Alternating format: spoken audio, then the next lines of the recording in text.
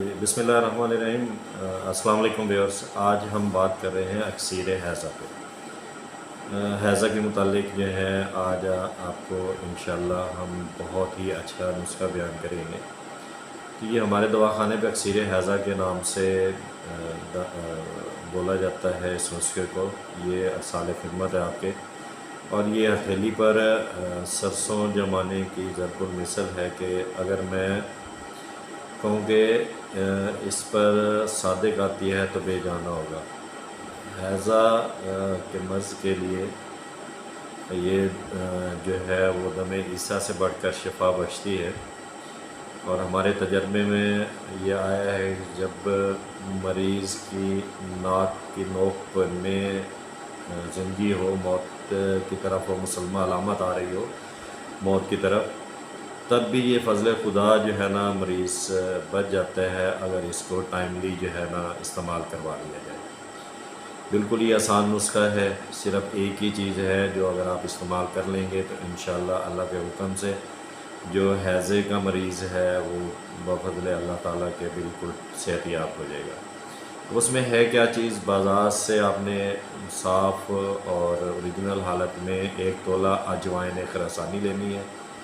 उसे अच्छी तरह साफ़ कर लें। साफ़ करने के बाद वो तवा लेना है जिस पर घरों में किचन में रोटियां वगैरह बनाई जाती हैं, तो उस तवे पर जो है अजवाइन ख़ुरासानी को डाल देना है और उसके नीचे आपने आग जला लेनी है। जब देखें कि अजवाइन ख़ुरासानी बिल्कुल जल कर खाकसर हो गई है तो फिर उसको आप उतार लें और ठंडा होने दें। ठंडा होने के बाद उसको पीस कर सफ़ूफ़ की शक्ल इख्तियार कर लें। सफ़ूफ़ करने के बाद उसके अंदर जो है आप मिश्री मिक्स कर लें, हस्बे ज़ायक़ा, वो मिक्स करके आप इसको शीशी के किसी बोतल में या बर्तन के अंदर महफूज रख लें। और ऐसा मरीज़ जो कि हैज़ा में मौजूद हो और उसकी जो हालत है वो नाजुक और बदतर हो, तो जो अक्सीर आपने तैयार किया है तो इसकी 3 अंगुश्त की चुटकी हमरा आब ताज़ा के जो है ना वो उस मरीज़ के मुंह में दाखिल कर लें, तो अल्लाह के हुक्म से जैसे ही ये जो दवा है उसके हलक से नीचे उतरेगी तो अपना असर शुरू कर देगी, और अल्लाह के हुक्म से जो है वो जो हैज़े का मरीज़ है वो इंशाअल्लाह चंद ही लम्हों के अंदर उसकी जो है ना सेहत जो है ना वो बिल्कुल संभलना शुरू हो जाएगी।